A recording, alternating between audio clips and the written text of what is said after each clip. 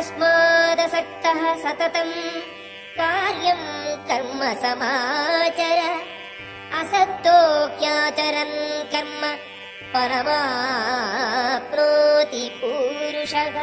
అందుచే కర్మఫలములందు ఆసక్తి లేనివాడై తన ధర్మముగా భావించి మానవుడు కర్మను ఆచరింపవలెను. ఆసక్తి లేకుండా పని చేయుటచే మానవుడు పరమసత్యమును పొందును.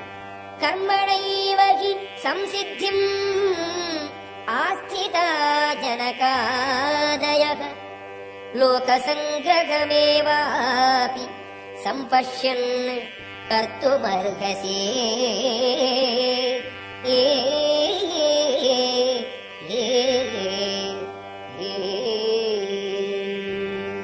జనకుడు మొదలైన రాజుల విహిత కర్మ ఆచరణము చే మాత్రమే పరిపూర్ణత్వమును పొందజాలిది. అందుచే సామాన్య జనులకు కర్తవ్యమును బోధించుటకై నీ పనిని నీవు చేయవలెను.